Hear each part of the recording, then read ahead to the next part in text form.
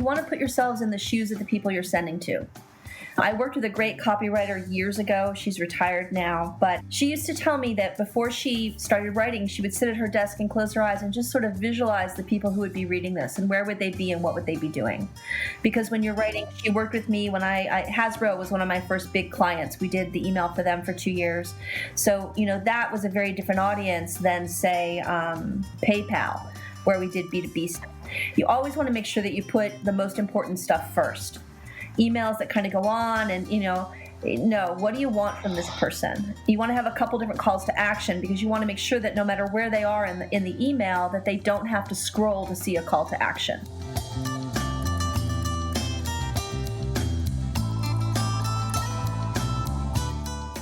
Welcome to Endless Coffee Cup, a regular discussion of marketing news, culture, and media for our complex digital lifestyle. Join Matt Bailey as he engages in conversation to find insights beyond the latest headlines and deeper understanding for those involved in marketing. Grab a cup of coffee, have a seat, and thanks for joining.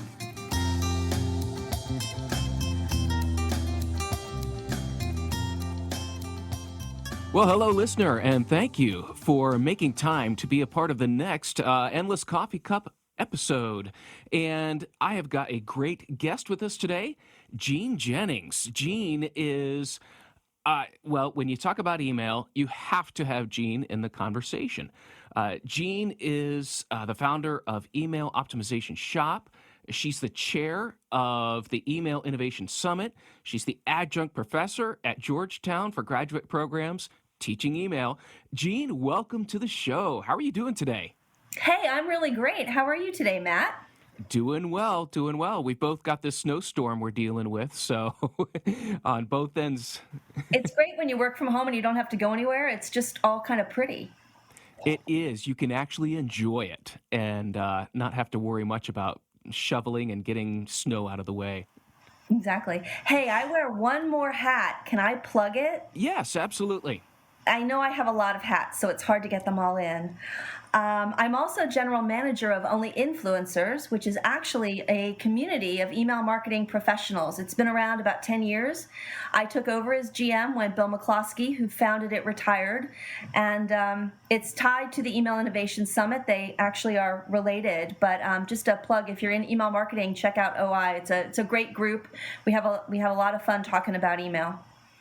Okay, now this is where I want you to shine, Jean, because I tell you what, in my training, when I'm going through different marketing channels, and I try to funnel things down to email that, when you look at everything that's going on, you can't ignore email. And there are times I get some eye rolls, I get, the email, who dug that up?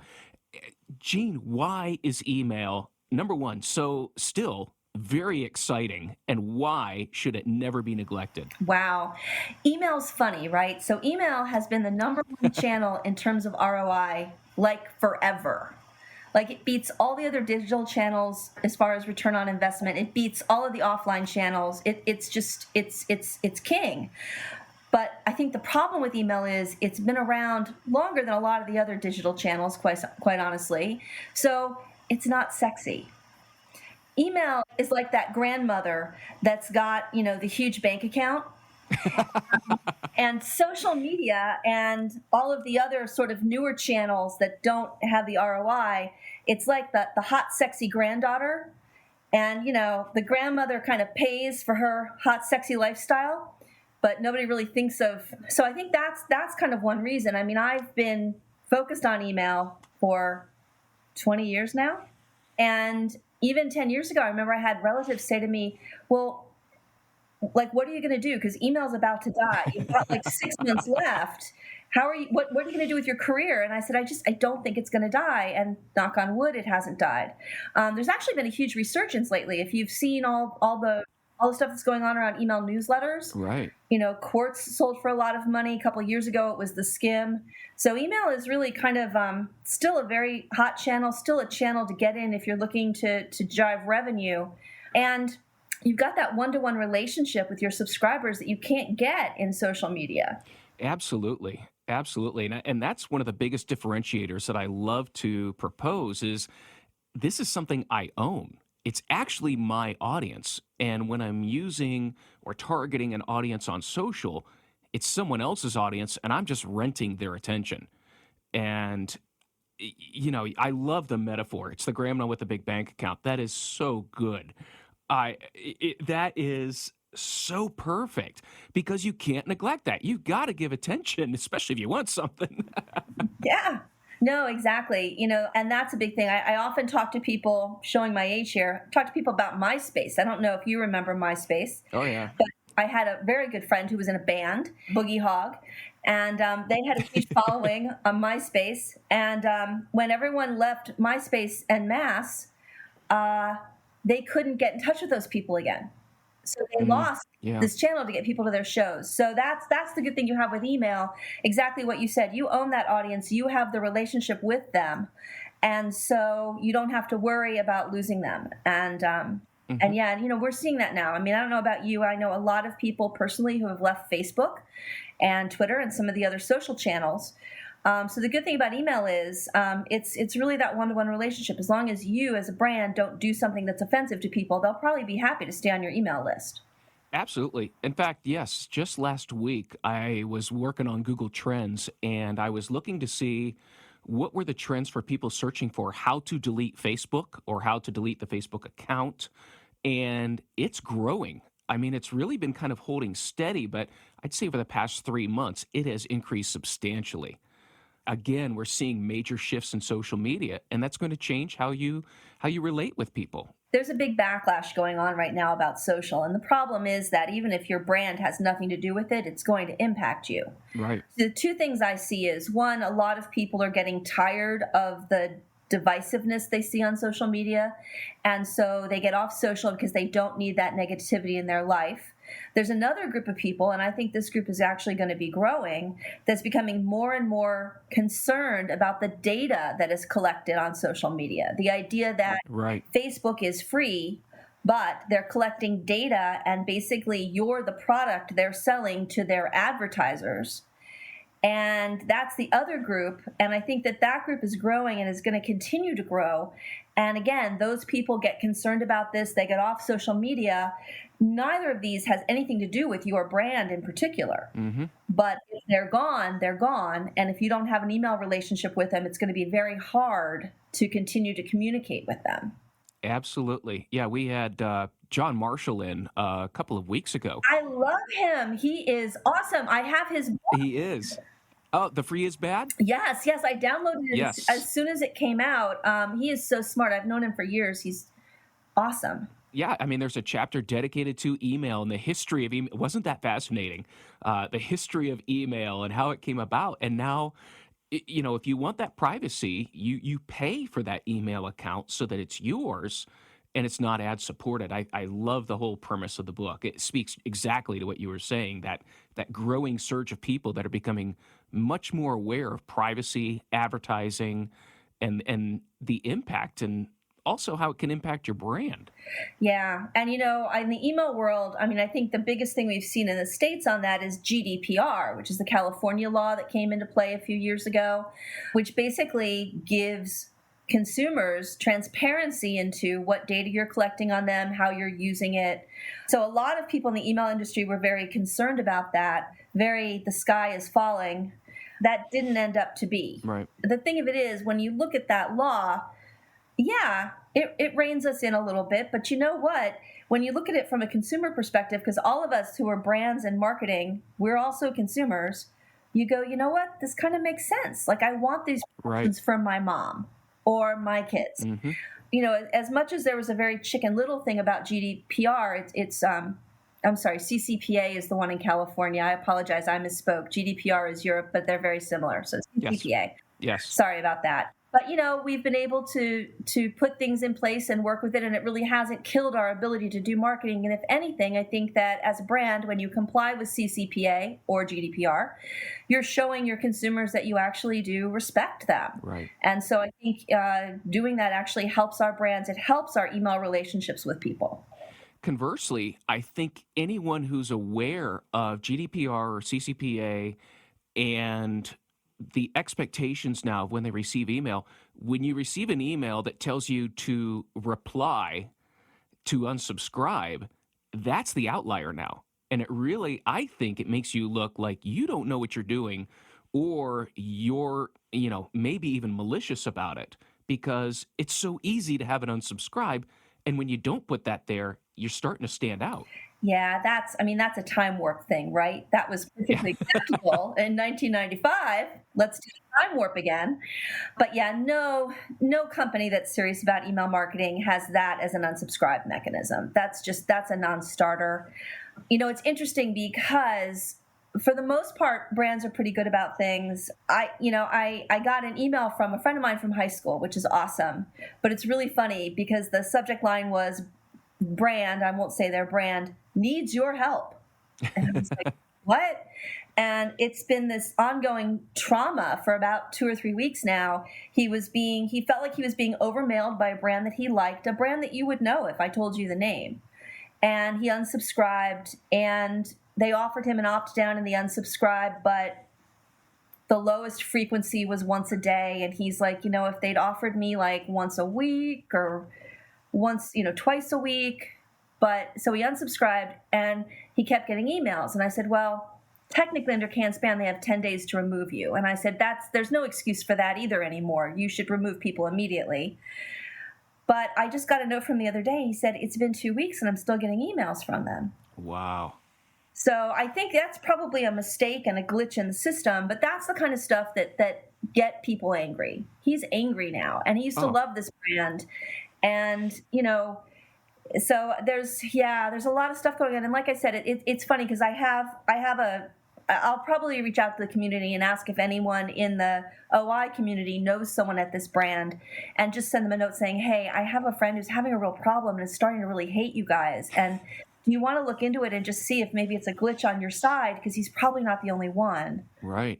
Yeah. Most of that, anymore, all of that is automated. That as soon as someone unsubscribes, and ESP is managing the vast majority of corporate accounts.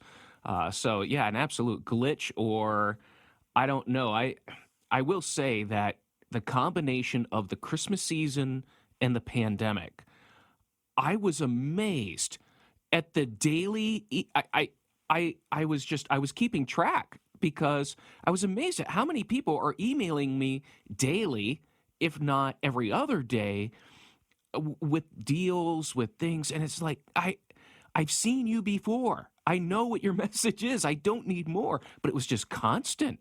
I think just this convergence of things and everyone being home, that maybe they thought the frequency could be stepped up. I don't know. That was it was very noticeable. Yeah. So COVID was interesting. So at the start, obviously we all got those emails from brands that were sort of useless, saying, here's what we're doing to protect COVID with a 20-point, God bless them. So there was that. And then there was a lot of writing about how this was going to change email and it was going to impact us. And oh my gosh, and what does this mean? And more Chicken Little and empathy. Oh, empathy is so important. And which, I'm sorry, empathy is always important. Yeah, absolutely. But it was funny because then we started to get some metrics report about the first few months of COVID. And what we found is that people were actually opening and clicking on email more frequently. Our average industry metrics went up in most cases. And so then people went, oh, maybe this is going to be okay. And so they went back to like a normal cadence and frequency. And then they said, well, more people are buying online. People aren't able to go to stores anymore. So let's up our frequency because we haven't had any problems with. So they upped the frequency. And then holiday hit, which everyone pretty much ups their frequency during holiday. So yeah, there's a lot more email coming in everyone's inboxes. And, it's a tough one, right? I mean, there are brands that say, if I can send an extra email and get an extra $1 in revenue, I'm going to do it. Right. But the problem is that in the long run, that's not a good strategy. No. There's definitely kind of a bell curve. And so one thing, I have a client right now who did exactly what we said, ramped way up during COVID, had a lot of initial success. What we're seeing is falling efficiency. Every email, fewer people open, fewer people click, less money, revenue generated. And basically, these are signs of overmailing. So I'm working with them on trying to pull back.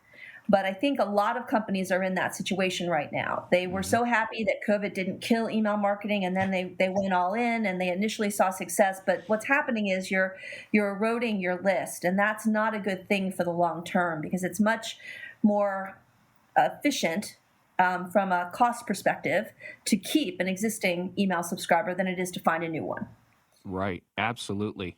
And yeah, you get that fatigue, especially when everyone's home. And I mean, I don't know why people would have thought the sky would be falling during COVID. Everyone's home and working from home. And what else are you going to do besides either look at social media, look at your email, do your work or whatever? I don't know why they thought that would be terrible. I mean, right from the beginning, it was like, this is a perfect storm for marketers. It's everyone's working from home. We can get them. Yeah, I love the email marketing industry, but we tend to be a bunch of chicken littles. I remember GDPR was the end of the world, and then CCPA was the end of the world, and I mean, not everyone, but just, but I think it's good to be cautious. But yeah, I think that's exactly, and we need to adjust that. This year I've seen so many articles written about how it's all different now. Email marketing's all different now, and I'm like, no, it's not. It's really not. There's, and the other thing you have to realize is there's different people on your list. There's people on your list who probably do want to hear from you every day, and that's fine. There's other people on your list who want to hear from you once a week or once a month, or, I always use the example of, I have a brother and he's married, and, there's probably times that he'd like to get emails from, say his wife's favorite, clothing brand, like before her birthday, before Valentine's Day, before Christmas, before their anniversary. He would welcome emails from them. But to be getting a weekly email from that brand all year round, right, makes sense. Now, me, for that brand, I would love to get emails every week. So that's the other thing you need to think about your list. There's no one right frequency for everyone on your list. It's really based on their relationship with your brand. Well, that gets to one of the numbers, the metrics that I saw for last year, is that marketers who are segmenting their campaigns, doing just what you said, who wants a daily email, who wants a timely email around holidays or something, that and this is just this is those unreal numbers, that marketers who segment their email campaigns see a 760% increase in revenue. I mean, that's just mind blowing. Yeah, no, it makes sense though, and it's segmenting on frequency. It's also segmenting on content. Right. I worked with a big brand a couple years ago, and they had 12 different divisions. And whenever a division wanted to do a send, they had one shared database. The division would say, "Hey, I want to do a send, and let's just send it to everybody." And they would just send it to everybody. And so these people were getting hit constantly. So we put in a lot of carrots and sticks. Again, they were over mailing to try to fix the problem. But one of the things we did was they had a great data team. So we worked with the data team, and the data team was able to analyze their past couple of sends and let them know which segment of that database, which unique group in that database was best suited to purchase their products, was most likely to purchase their products, high propensity. So we took a look at what all the buyers had in common, and we identified it. And then we took a look at those people with those, criteria in the database. And some of them had bought and some of them hadn't. So we had, what you call lookalikes. And then we were able to say to them, instead of sending the whole database next week, you're going to send to this segment. And it's customized for you based on who's bought in the past. And so what we found was we were able to make the same amount of money, but we weren't hitting the whole list. And that did a couple things. One is it freed up those other parts of the list for other divisions to send to. So that one day we would have gotten X dollars from one division sending to the whole list. Now we were able to have 3 different divisions send on that day just to the pieces of the list most likely to buy for them, 3 times the revenue. So there's things like that you can do when you're smart about it. And there's a million ways to segment. And with most of my clients, we segment different ways for different campaigns. So segmentation is critical, and you don't have to have a big list to do it. You just have to have a little bit of data. Mm-hmm. Can I share one of my best segmentation secrets with you? Absolutely, Jean. Yeah, absolutely. I'd love to hear this. One of the things that I do, there's a lot of people who do resends, and most people who do resends are basically resending the same creative to the whole list. And that's not bad, but if you do that too much, you're going to burn out your list. Well, just before what is a resend for anyone who's listening who doesn't know what you're talking about? A resend is when you take an email message and you send it again within like a 10-day period. to the same list. If you resend to the whole list, your best case scenario is probably going to be half the performance you got on that first send, best case. Here's what I've been doing for years with resends. Rather than sending to the people, to everyone, just send the people who clicked on that email but didn't end up converting. So conversion is usually a sale. Maybe it's signing up for a free trial. This sounds really counterintuitive. If they clicked through and they got to my landing page and they didn't convert, well, then they're just obviously not interested. No, yeah. But that's not what we see. What we see is these are people that were on the fence. You don't know what happened. They may have clicked through to your landing page, and we're all working from home now. Maybe a kid ran in with a bloody knee, and they had to run away and deal with that. Maybe their boss called, and they had to jump and take that call. Maybe they were on the fence. They were really close, but they just... when we do resends like that, we see revenue per email that is 2 times, 3 times, 4 times, 5 times what we got on the original send.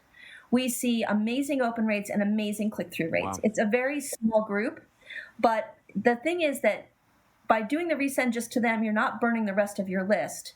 We tend to not see high unsubscribes on that because these people were already interested in this product because they had clicked once, the relevance. Mm-hmm. And it's an easy way to just up your revenue from every send that you do. You can literally do that on every send, pick up extra revenue and not burn your list. So that's one of my favorite things to do. And we did it a lot. Actually, we did it with every send over holiday for a client that I was working with this year. And that was one of the major contributors. We actually generated 60% more revenue from holiday than they did last year. Wow.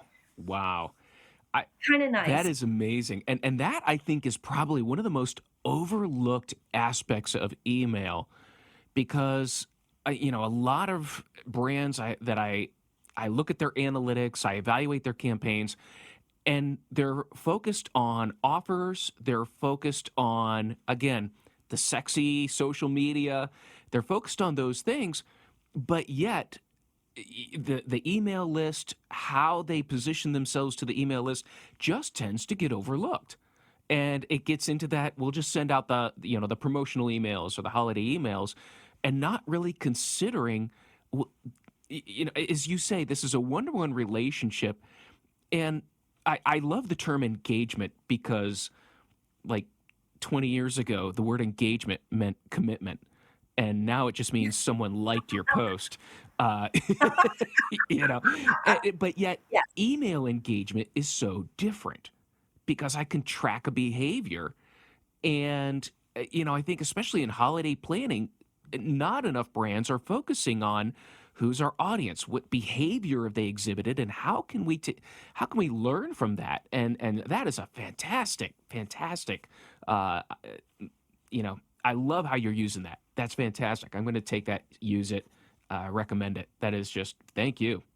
Can I tell you one more story from the trenches about segmentation and engagement and behavior? Absolutely. That's what we're here for. Yeah. Another thing that we did extensively over holiday that I've actually done with a lot of other clients as well is basically we sent what I call a category email. So basically it was an email that had 9 categories of products in it, drinkware, apparel, and a picture of one product and a link to go to that section. So we sent that out. We're doing some campaigns now with it. So that's the second email that we send in the campaign of 9. And then what we do is, so there's an email send, we're looking for revenue, we get revenue off it, this email sells. But the next time we send that email, a couple weeks later, anyone who clicked but didn't convert on that first email, they get a category-specific email. So let's say I clicked on drinkware, but I didn't buy drinkware, 3 weeks ago. Right.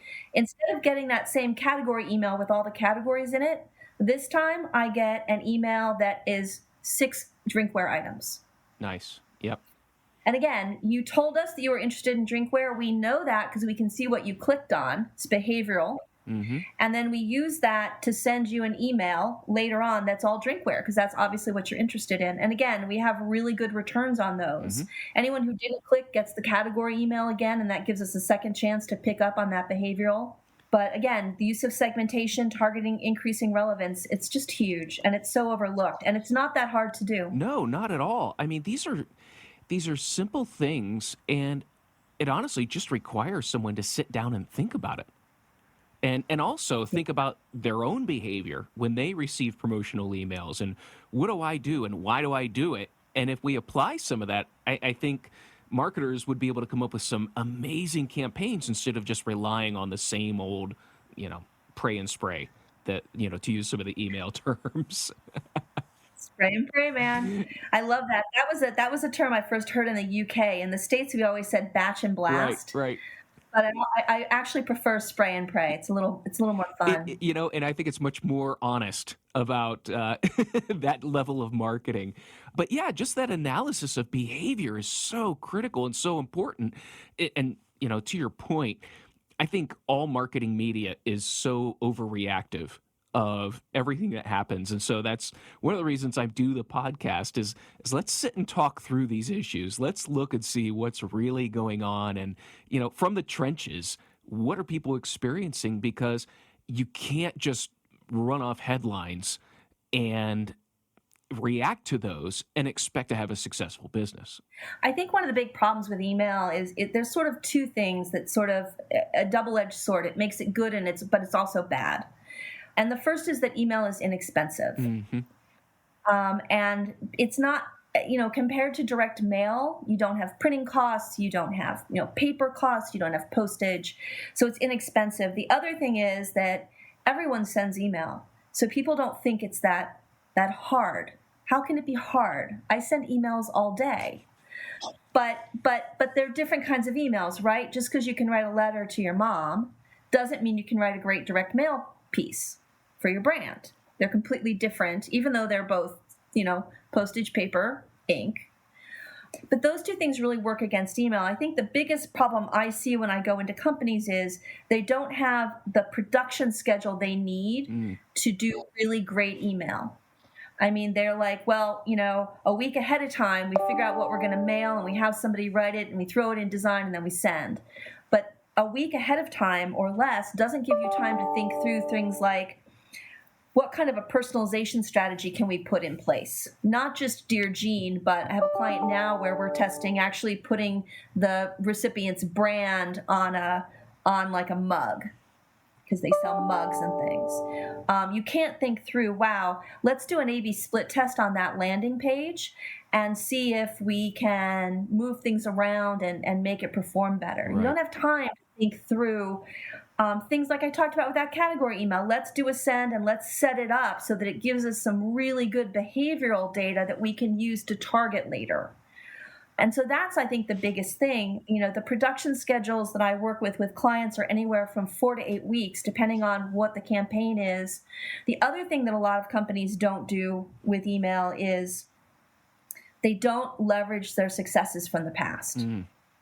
You really have to go back. They're so focused on the send. Oh, I have another send. Oh, I have another send. Oh, I have another send, that they never take the time to go back and say, hey, how did that send do? What can we learn from that?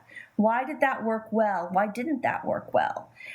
Taking, what we did for the holiday campaign is I looked at their 2019 holiday campaign, ranked all of their emails from best to worst, and then used the top half of that list to create templates for the new campaign. And we had, we had 7 or 9 different templates, and we had this and a that, and so that's the other thing people don't do. It's almost like they're starting from scratch each time, or they're reusing something that they're not really sure that it is the best. So people, because it is so inexpensive to send email, it's not hard to make a profit. Mm-hmm. So people are like, it's profitable, leave it alone.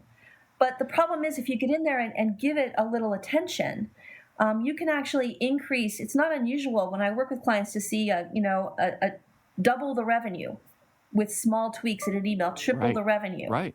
And so that's what they don't understand. They're settling for profitable when they really should be spending a little more money to constantly optimize and increase revenue. Absolutely. I see that in analytics all of the time, where we will compare channels and we will compare campaigns, and over we see always email is highly profitable. It's generating a substantial amount of business.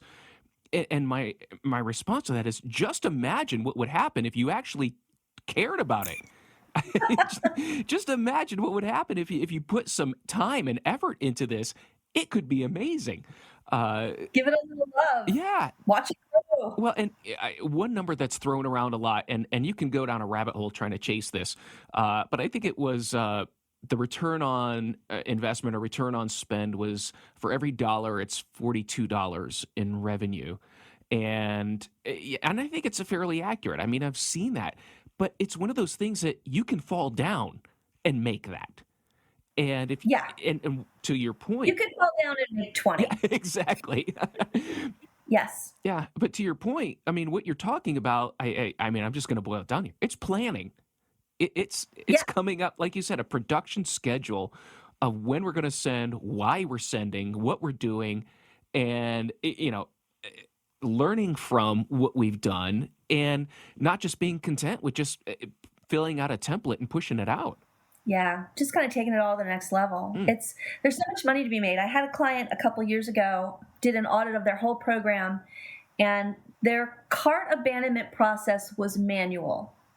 So there was a junior person on the team who, if she had time on a Friday afternoon, would go in, pull the email addresses of people who had stuff in their cart, load them into the other system.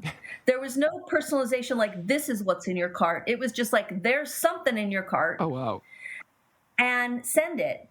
And when I was talking to her, she's like, yeah, I keep reading it's important, but I mean, I don't know, and it's a lot of work. And I said, but if we automated it, it wouldn't be a lot of work. Well, yeah, but and management's like, yeah, but would it be worth our time to automate it? Oh, my goodness.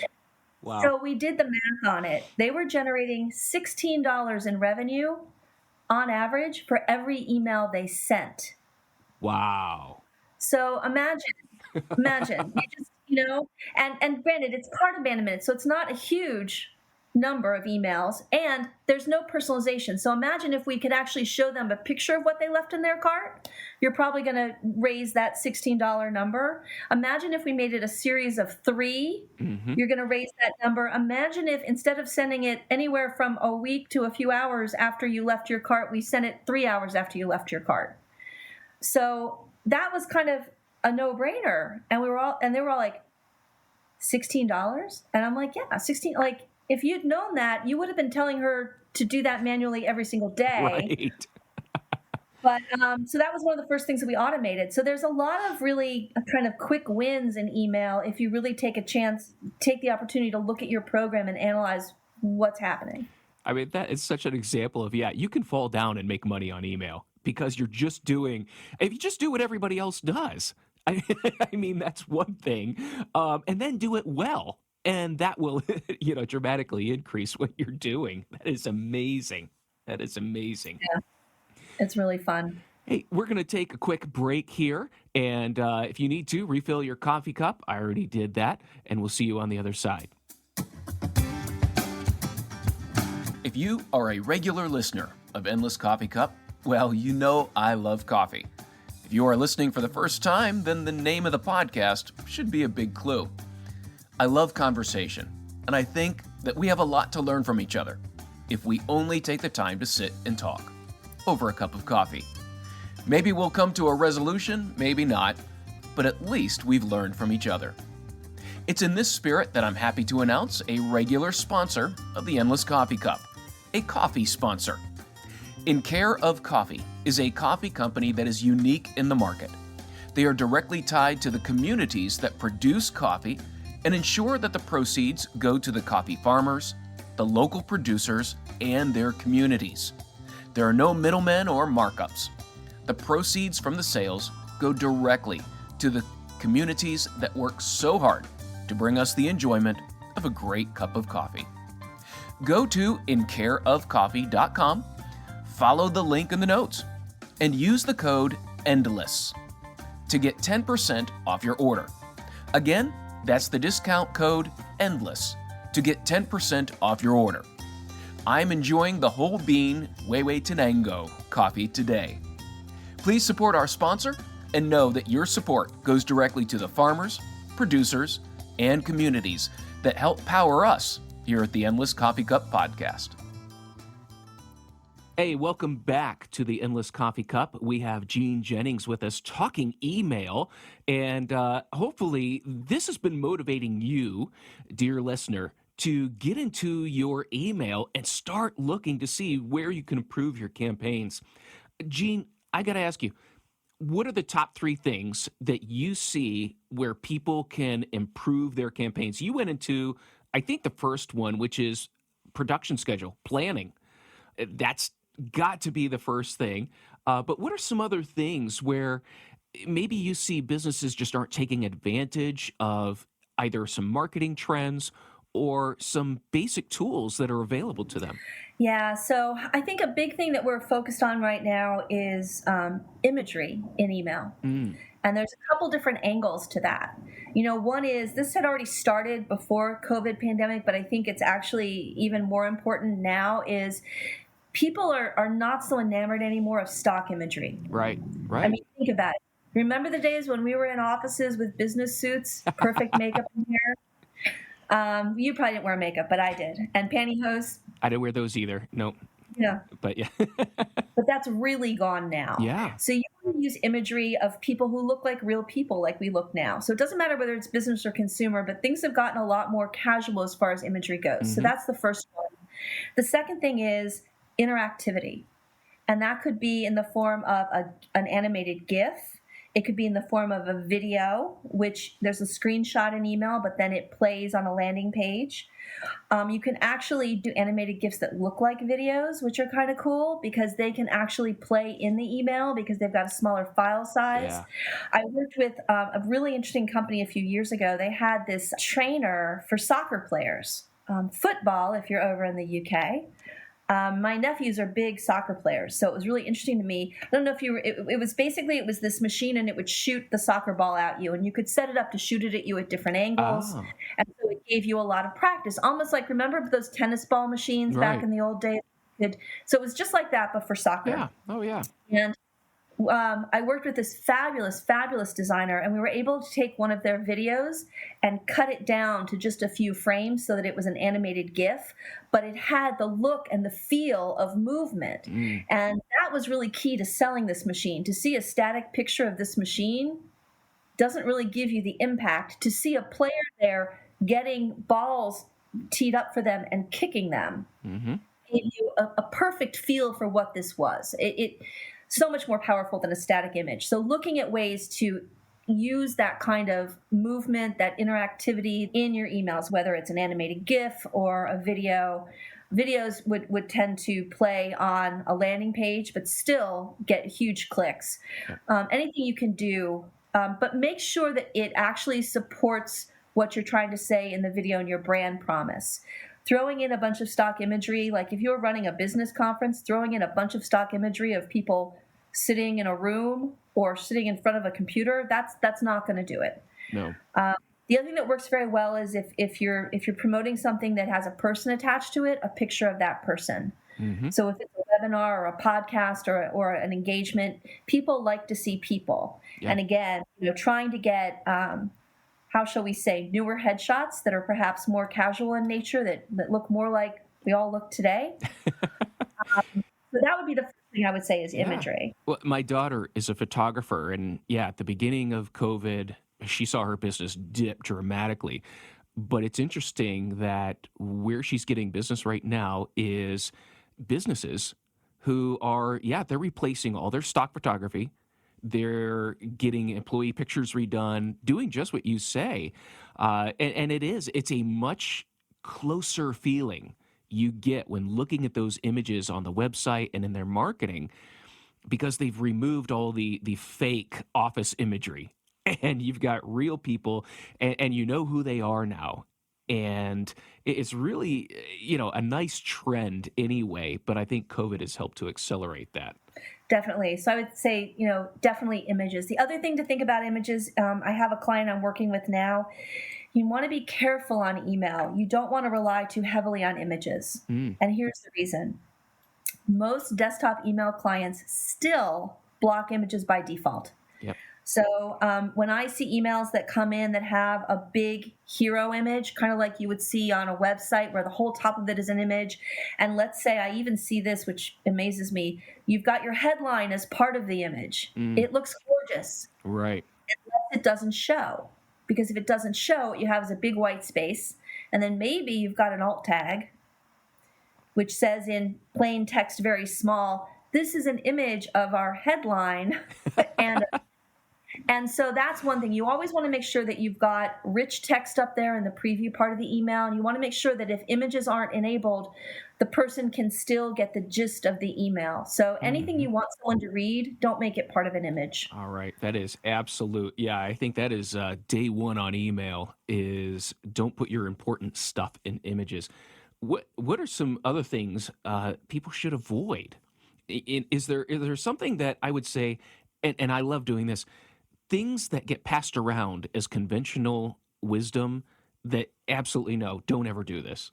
What are some strict don't ever do this rules? This is sort of the flip side of that, but let me throw it out there and then let me see if I can come up with a big don't ever do this. There are so many myths about email marketing out there. And whenever you hear a myth, whenever you hear anything, you want to check it out. So Google it. But one of the things that happened in the midst of COVID, all of a sudden there was this thing all over Twitter that said, okay, everybody, stop using the word COVID in your emails because it will immediately send your email to the spam folder.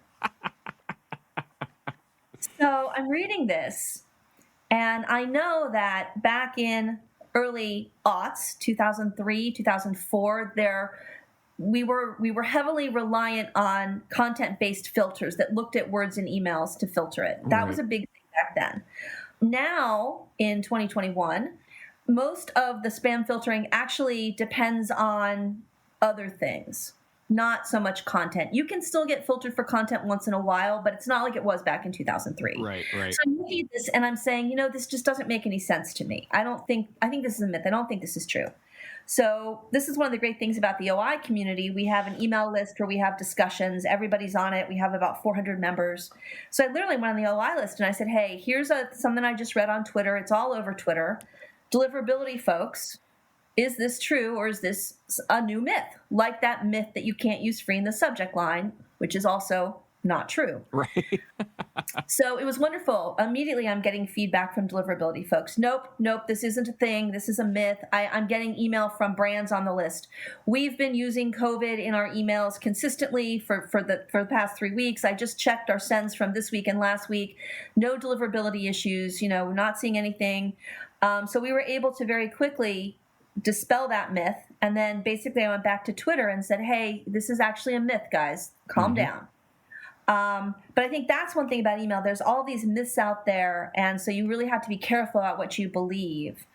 Because we were actually seeing, at that point, things that had COVID in the subject line, we saw an increase in open rate, click-through rates. So if you believe that myth, you would have been sacrificing.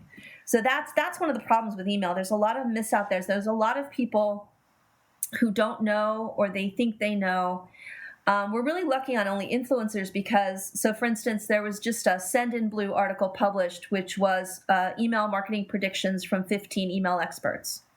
I was honored to be included. That was really nice. But I just went through that list for OI, and half of the people mentioned in that article are OI members. So only influencers members. So we have most of the people that are in the industry who are well respected, who are considered experts, who write and publish and speak at conferences.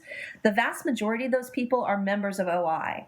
So it's a great place to go to get those kinds of questions answered. And you can trust what you hear because you know the names. You see someone replying to you and you know that they've been in the industry 20 years. Right. And that they're well respected. But that's the first thing I would say is be careful if you're starting out. Be careful with all these myths that are out there. The other thing I would say is the great thing about email is the metrics that we get. We can see how people are engaging literally at every stage. So make sure that you leverage them to the fullest. I think that's another thing. Some people get concerned about numbers. Sometimes the email platforms don't make it easy to understand what the numbers are and what they mean. We're actually launching something called the Metrics Project at Only Influencers. It should be up first quarter this year. And it's basically going to be a free resource for anyone that talks about each of the key email marketing metrics, how you calculate it, what it means. And then we're also going to have links to trusted resources writing about metrics from all different angles. Oh, wonderful. So it's a volunteer committee on OI. It's led by Ada Barlott, who is amazing, a Canadian email marketing person. And we'll have that up. So that's something that we're putting out there to try to help the community, because that's another place that we see newbies really struggling, because it can be very confusing. And even things like we have a click-through rate and a click-to-open rate. And how are they different? And they're very different, but you need to understand what they are. And there's total clicks and unique clicks, and why does that matter? So all sorts of questions like that we're trying to answer to help folks when they're just getting started.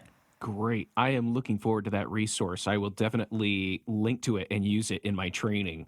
Every discipline needs that expert-led resource, because like you said, otherwise myths take over. I feel like anyone can write an article about anything, especially, well, I mean, especially in everything. But in digital marketing, we've got so many people writing articles because of content marketing. And really, I wonder sometimes, where do you get your data? Where are you getting your ideas from? Because what you're promoting isn't exactly the healthiest or the easiest. Sometimes I just saw an article today about doing keywords, and it had everything to do with APIs and doing all these things and extracting. I'm like, there are easier ways than getting keywords than dealing with that stuff. It just seems to like almost like they're trying to one up each other in technical or something, and it ends up being just really bad advice. I think it's really hard. I mean, the great promise of the internet was that, everyone has an opportunity to publish and get their ideas out there and thoughts. And in some cases, that's been a really good thing. I think we have a lot of voices that, without the internet wouldn't be out there. The downside is, anyone can put up a website and put up a blog. And, we've seen a lot of it. I don't want to go into it, but there's been a lot with fake information out there. Right. And, it's not as dire in the email marketing industry. No one's going to, die if you, do something stupid or believe a myth and don't use free in your subject line. It'll hurt your performance. No one's going to get hurt. But there is a lot of that out there. You need to kind of know who to trust. And you need to know how to do it right. I mean, there's a lot of people out there. It's funny because we call ourselves the email marketing industry. There's people using email who, are doing things like, well, you just gather email addresses from all over the web and you buy a list. And that's definitely a do not do. Don't go buy lists. And anytime anyone calls me and I get this, there's like, hey, somebody offered me a list. It's 1 million names. It's only $100. And I'm like, so I've got a Ferrari in my backyard that I'll sell you for $100. Right. And like, what's wrong with it? And I'm like, exactly. Well, and to get to your point about metrics, it's okay. So what's the cost per email? What's the value per email that you're buying there? And let's compare this with some of your other metrics of what revenue are you generating on your own. If you're aware of what you're generating on your own, then you'd realize very quickly that this is a low-cost, cheap, worthless list. Again, it's just knowledge about metrics and applying that in some of these sales pitches you might see. And just understanding, if it sounds too good to be true, it probably is. And those lists, it's funny because it's bad if you spend $100 and that list doesn't generate any money for you. That's bad, right? Because you're out $100. Right. But the problem with most of these lists is they're filled with spam traps and honeypots. And so you get this list and you send it, and all of a sudden, you find that your IP address is blocked. Right. And if you're using an email service provider, they're probably going to fire you and say, hey, we don't want any parts of you because you've signed an agreement saying your lists are going to be opt-in, and this obviously wasn't an opt-in list because you blew up our spam complaints. Right. So you get blacklisted, you get kicked off your ESP, your domain gets blacklisted, which means even if you change ESPs and go to a different ESP, your domain is still blocked. So it actually causes a lot of problems that are above and beyond just that $100 that you're out. Absolutely. Yeah. That now there's pain. There's pain, there's loss, there's reputation, and there's not a lot of other channels that you could damage your company that quickly and that much. So avoiding, some of those things. And I'm glad you said that. Buying a list, avoid all costs. Avoid. I had a client who bought a list, literally like last week or the week before. Oh no. It didn't ask me, just bought it. I heard about it from the person who manages their email. But Oh no. so here's the funny part. So we had already contracted to do a list cleanse. You should really do a list cleanse and verification annually on your list.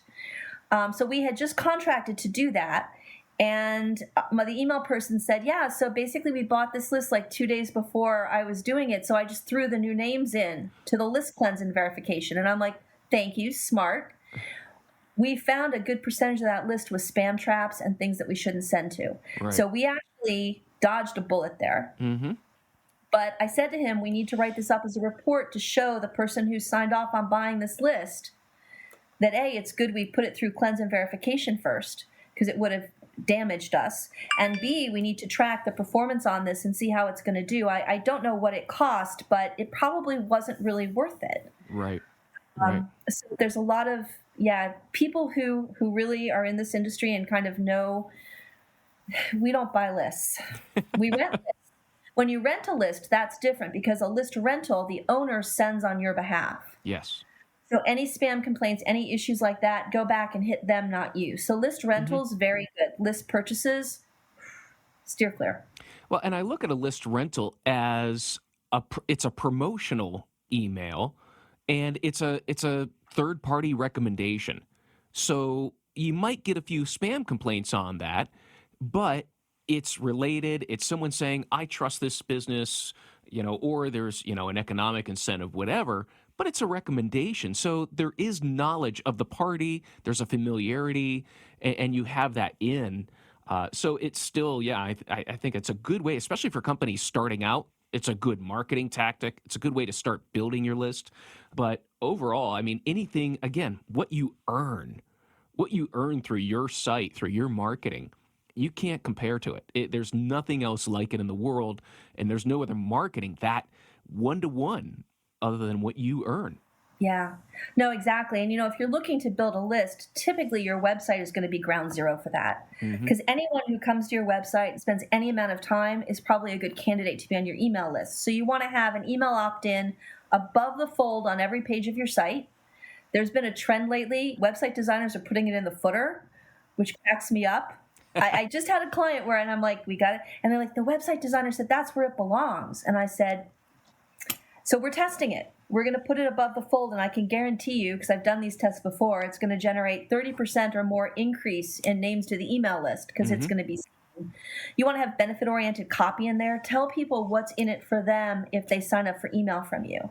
Because if you say to me, hey, you want to get an email from me, I'm going to say, no, I get plenty of email. I don't need it. But if you say, I have an email that's going to help you do your job better, help you enjoy this hobby of yours more, keep you informed on this topic that you're interested in, that's something I might sign up for. Mm-hmm. Well, and you make a great point that when you know the value of what your email list produces, you're not going to hide your subscription form in the footer. If you understand the value of your email, and I love some of the metrics, especially that you push and many others in the Only Influencers, it's getting to know what's my revenue per email, what's my revenue per send. When you start looking at that data and comparing it to my other channels and what that's generating, I'm not hiding that email subscription form. That is front and center because that leads to revenue, and I can track it all the way through. But you bring up a good point. It's not just the sending, the timing, the testing. You're going deep into the writing, the positioning, the words that you're using. That there's another aspect to it that you've alluded to there. It's marketing, and it's understanding marketing copy and how it's used in the email format that really helps you excel as an email marketer. Definitely. Yeah. So you want to put yourselves in the shoes of the people you're sending to. I worked with a great copywriter years ago. She's retired now, but she used to tell me that before she started writing, she would sit at her desk and close her eyes and just sort of visualize the people who would be reading this and where would they be and what would they be doing. Because when you're writing, she worked with me when Hasbro was one of my first big clients. We did the email for them for 2 years. So, that was a very different audience than, say, PayPal, where we did B2B stuff. You always want to make sure that you put the most important stuff first. emails that kind of go on and, no, what do you want from this person? You want to have a couple different calls to action because you want to make sure that no matter where they are in the email, that they don't have to scroll to see a call to action. So I usually have one at the top and one at the bottom, and then if it's longer than that, there's one or more in the middle. But it's really important to put the most important information first. Subject lines. Subject lines are so much fun. It's like an art and a science, and it is critical that you get them right. And that's another one. I mean, I can't even tell you. I get emails. Got an email from a client the other day, and they said, this email is going out in a couple hours. Can you give us a subject? Can you give us a subject line? And I was like, it's about this. And I'm like, can you show me the email? And so you want to make sure that your subject line focuses on what's in it for the reader if they open the email. Right. And you want to put that information within the first 25 characters. Now, your subject line can be longer than 25 characters, but you can only guarantee that the first 25 characters are going to be seen because of truncation. Mm-hmm. So years ago, I did a test with a client. They had it was a holiday campaign, and it was like the 12 days of Christmas. So every day, the first part of the subject line was 12 days of Christmas, day 1, this product is on sale. 12 days of Christmas, day 2, simply by flipping that and saying this product is 50% off, 12 days of Christmas, day 1, 12 days of Christmas, we saw a huge boost in not only in open rate, but in revenue, because we must put the most important things up front. Nobody cares that this is day 3 of your Christmas thing. Right. They care about that T-shirt that they saw is on sale today. Mm-hmm. That's what they care about. Things like that are really important. And then the other thing I always do when I'm working with clients is I make sure that the subject line and the pre-header text and the headline all work together and support each other and aren't redundant. Because those are 3 pieces of prime real estate that are critical to getting the open. And so you want to make sure that they're not saying the same thing over and over again. And you want to make sure that you're getting the key and secondary points in there. And that's another thing. There's a great case study on my blog about some work we did for a client.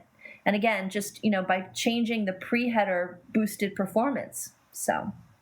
Oh, absolutely. I that is probably one of, if I were to look and see through my emails where I see a consistent, I don't want to say failure, but a consistent place where things can be improved, it's that pre-header. I'm amazed at how many times it's just repetitive, or it's the same thing, or I'll see code in the pre-header, which that drives me crazy.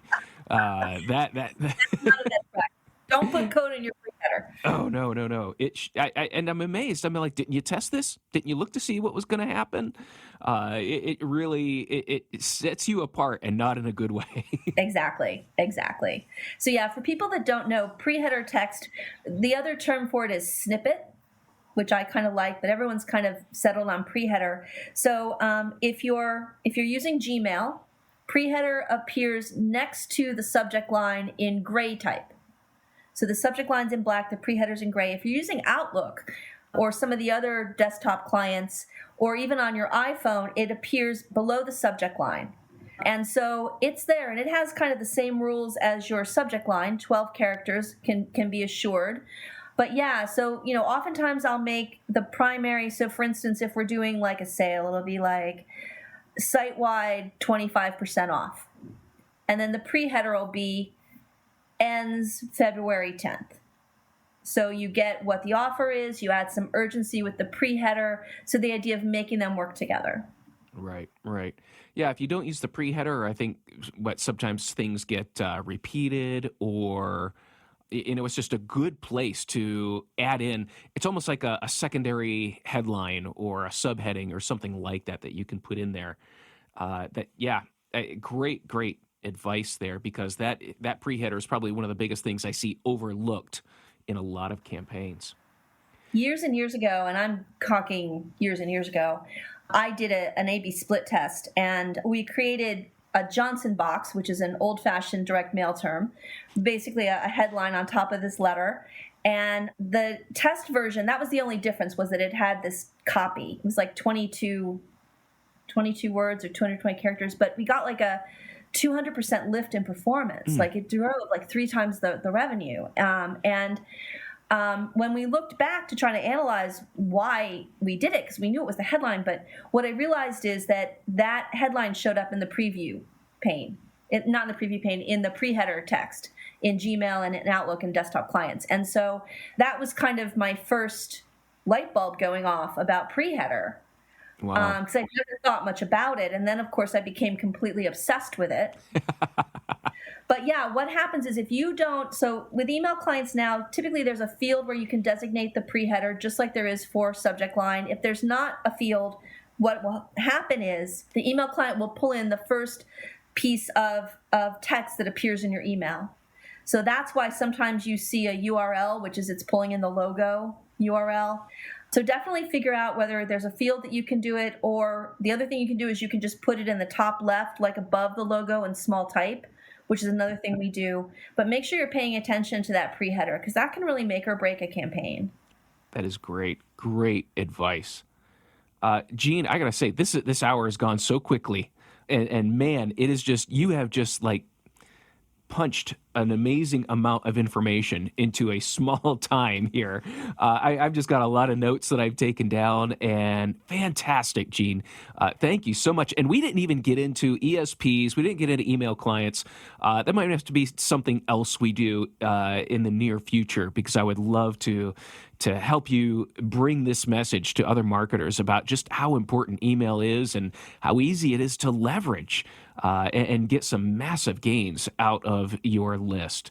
Jean, okay, I'm going to give it to you for a minute here. Where can people find you? How can they get in contact with you?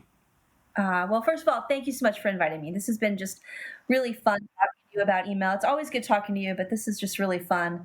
So I have a blog, emailoptimizationshop.com, emailopshop.com for short. So I write about email marketing things there, and I also have a list of my speaking gigs, so feel free to check that out. You can also find me at Only Influencers. Again, we have a different blog there, lots of different voices about email marketing. But always love to talk to people. Reach out to me on LinkedIn. And if you're interested in email marketing, definitely consider joining Only Influencers. It's $200 a year. You can also join for $20 a month. Lots of chance to network and learn and improve your skills and really kind of help your career.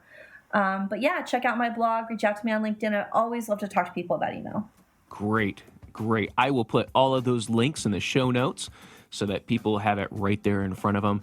Jean, thank you so much. Thank you so much, Matt. Have a good day. All right, you too. Thank you, dear listener, for tuning in to another episode of the Endless Coffee Cup. Be sure to send this to anyone you know who is struggling or has questions about email marketing. Here's some straight talk right from one of the experts in the industry that you can share with them. Be sure to let us know if you like this kind of content. We'll definitely dig into it more. And I look forward to seeing you again on another episode of the Endless Coffee Cup.